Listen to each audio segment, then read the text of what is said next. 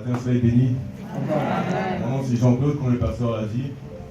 Et voilà, donc pour moi, je veux partager au fait ce que je suis en train de vivre. Parce que jusqu'à aujourd'hui, je vous dis, j'en reviens pas. Pourquoi? Je continue depuis le début. Tout d'abord, je suis né dans une famille chrétienne en fait. J'ai toujours connu ça, moi, le fait d'aller à l'église. Et, voyez-vous, comme il vous a été dit la semaine passée, le fait de naître en Christ, des fois on dirait qu'on prend ça pour acquis.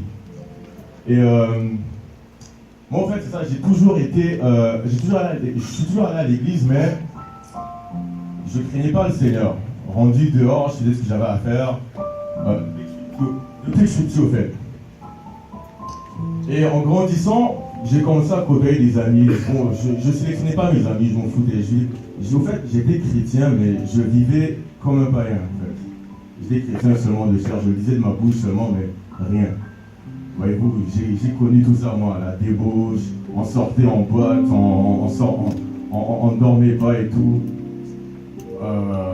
Vraiment, il n'y avait aucune différence entre ma vie et celle de n'importe qui ne croit pas en Dieu et qui pense que le lendemain est une promesse et comme si on ne mourra pas, comme s'il n'y avait pas de Dieu et tout. Vraiment, mais la seule différence entre moi et eux, c'est que moi je connaissais la vérité. Mais je m'en foutais vraiment. D'enfant, il est venu un temps, bon, j'ai eu une copine. Et puis voilà, on a duré quand même longtemps, quelques années. Mais après ça, j'avais comme l'impression qu'il me manquait quelque chose. Je le sentais, mais j'en parlais pas vraiment, mais je le sentais. Et je savais que ça venait de Dieu, au fait. Après ça, à un moment donné, je me disais, mais Seigneur, il y a pas longtemps, il y a une couple de mois depuis aujourd'hui, je me disais, Seigneur, je voudrais, parce que c'est comme s'il m'appelait un peu, je pensais souvent à lui, puis je me dis, Seigneur, si tu veux que je me rapproche de toi, éloigne de moi ce qui peut m'éloigner de toi. Et puis je le dis sincèrement, parce que je me disais, je connaissais la vérité et je savais que j'en avais besoin, mais c'est comme s'il y avait rien qui il y avait rien qui me poussait à le faire. Et ensuite, qu'est-ce qui se passe? Ma copine me laisse. Bon. C'est pas quelqu'un de mauvais, je suis pas en train de la rabaisser ou quoi que ce soit, mais c'est ce qui s'est passé. Après ça, je me suis un peu dévasté, j'étais tellement habitué, je me sentais bizarre là. Après une couple de temps, après, je reviens avec elle. Après ça, bon, je continue, mais il y a toujours cette pensée qui vient à moi. Je pense à Dieu, je sens qu'il manque quelque chose. Et je refais cette même prière, mais je ne me rendais pas compte de ce qui se passait. Je fais cette même prière. Mais je vous le dis, ma copine me laisse encore.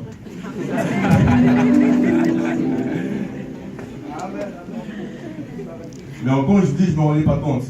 Donc je suis revenu avec elle. Après ça, bon. Mais là c'est exceptionnel. En fait, c'est exceptionnel parce que malgré le fait que ça a été là, c'est vraiment comme si je pensais tout le temps à Dieu et tout. Et vraiment, j'ai essayé vraiment de me rapprocher. J'ai demandé encore au Seigneur, Seigneur, aide-moi à me rapprocher de toi. Et puis, bon, alors ma copine m'a encore laissé. Après ça, j'ai dit, bon, je pense que c'est mieux comme ça. Et puis tout d'un coup, là j'ai vraiment senti comme si il m'appelait. Comme s'il m'appelait.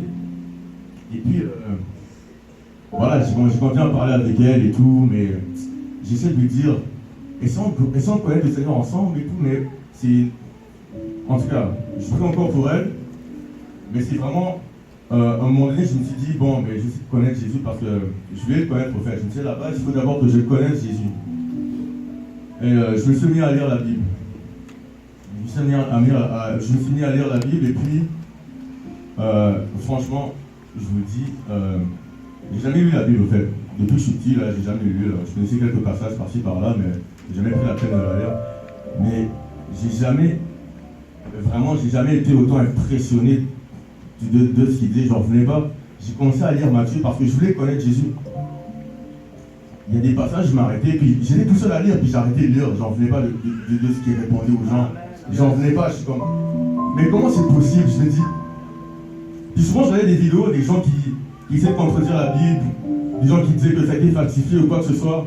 Mais quand je disais ça, je me dis, mais comment est-ce qu'un homme peut inventer ce genre de choses? Je me disais, pour le vrai, s'il y a quelqu'un qui a vraiment falsifié ça, dites-moi c'est qui? Ça vous dérange pas de savoir quelqu'un qui dit ça, en tout cas? Mais là, j'ai juste commencé à voir, et au fur et à mesure que je la lisais, il y a des choses que je me sentais plus à l'aise de faire. Parce que je lisais en cherchant la vérité. Vraiment, je m'approchais avec un cœur d'enfant. Pas pour chercher des contradictions, mais je lisais parce que je voulais connaître Jésus. Et je commençais à y croire pour le vrai. Et j'étais plus à l'aise de faire certaines choses. Vous savez, moi, à la base, j'étais quelqu'un de très orgueilleux, narcissique. Et puis voilà, je m'en foutais un peu, mais avec le temps, je vous dis, je prenais tout le temps plein de photos bizarres, ok? Je prenais des photos bizarres, je les exposais, je mettais sur Snapchat ou Instagram, Facebook. Après ça, j'ai regardé les photos, je me sentais pas à l'aise, je me dis, mais c'est quoi ça? À un moment donné, je me suis juste dit, bon, j'ai tout supprimé, j'ai dit, j'en peux plus. Je me dis, sur Facebook, toutes les photos bizarres que j'avais, tout supprimé. Et puis, la musique, j'étais un grand fan de rap. J'aimais ça, écouter le rap. J'étais toujours dans les discussions, c'était le meilleur rappeur, on argumentait, on sortait des albums de tel artiste. J'arrivais pas à écouter cette musique. J'arrivais plus. C'est vrai, mais c'est vrai. Pour certaines personnes vont entendre, et c'est comme si c'était pas grand chose, mais j'en parle encore aujourd'hui à mes amis. Comme la dernière fois, j'en parlais à un ami, il me dit qu'est-ce qui se passe avec moi, je lui raconte. J'ai connu Jésus et tout ça. Là, j'y crois pour de vrai. Puis lui, il me dit, ok, je suis content pour toi. Là, il revient sur les vieilles habitudes, il m'envoie des photos de filles, comment tu la trouves? Je dis, bro, non, je suis pas intéressé. Ok, et elle alors? Je dis non. Là, il dit non, les filles ne m'intéressent plus.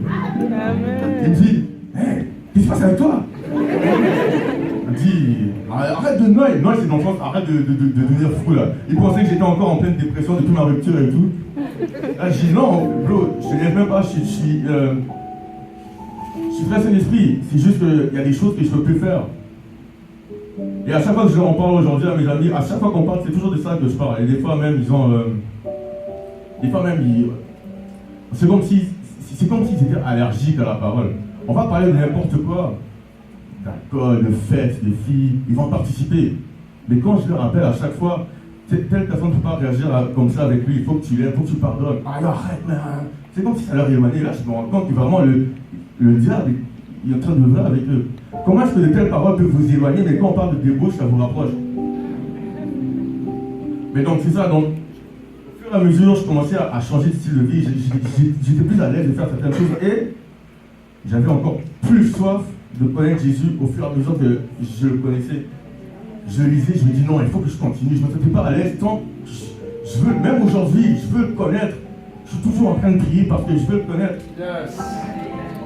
Mais ça, donc, il est venu un temps, à un moment donné, je parlais à ma mère, là, je posais toujours des questions à propos de Jésus, à propos de tels versets. Et là, au fur et à mesure que ma vie changeait, elle changeait sans que je le décide moi-même, mais elle changeait par des habitudes que j'étais plus à l'aise de faire, de plus à l'aise d'avoir. Et puis, à un moment donné, je me suis dit, mais tant qu'à y être là, c'est quoi je me sens vraiment, je sens déjà plus comme j'étais avant. J'aime le Seigneur. Je veux me donner à lui. C'est quoi? Pourquoi continuer à... En tout cas, je voulais officialiser avec lui. Là, je me dis, bon, maman. Là, j'ai dit, maman. C'est quoi ça prend pour être baptisé? Là, maman me dit, elle me dit, il faut que je pense que tu suives la formation 101 et tout ça. Je dis, mais la formation 101, je ne peux pas la suivre. Parce que je travaille, tout ça, mes disponibilités. Là, je dis, si je ne peux pas la suivre, il faut absolument que je la suive. C'est pour me faire baptiser l'année prochaine. J'ai dit non, je ne peux pas attendre. Elle dit, mais si elle sait m'expliquer, là, je dis, mais maman, dans la Bible, il n'y a personne qui a suivi de formation sur ça.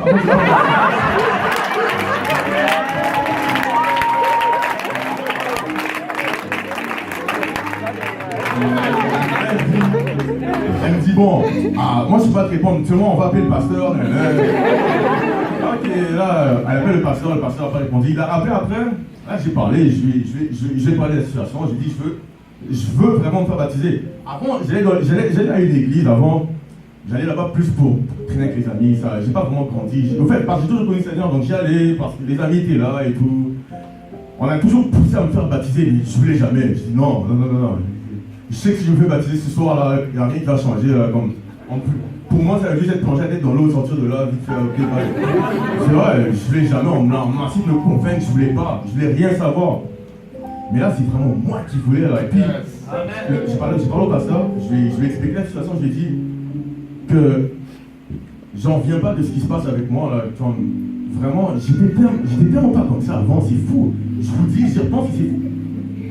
J'étais vraiment comme un païen.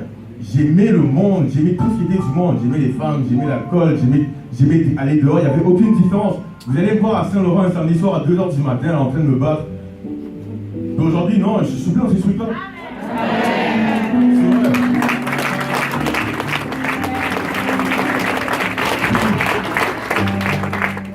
Et puis là, c'est ça, donc j'ai parlé au pasteur, et puis là j'ai dit, pour le vrai, j'ai vraiment pris la décision, je parlais de la situation de ce qui se passait avec moi, mais j'ai vraiment pris la décision, mais vraiment, de me donner à Jésus, donc. Et puis, c'est à ce moment-là qu'il m'a dit, ok, ben voilà, il m'a dit, je voudrais que tu fasses une prière avec moi dimanche, et dimanche, je suis venu en avant après. Voilà, puis j'ai fait la prière, pour la première fois, j'ai fait cette prière, mais de mon cœur, parce que je l'avais déjà fait, mais juste, je ne savais pas ce que je faisais, alors on m'avait déjà dit de la faire, mais je l'ai répété, et puis, moi qui répète après quelqu'un, je l'ai fait, donc là. Et là,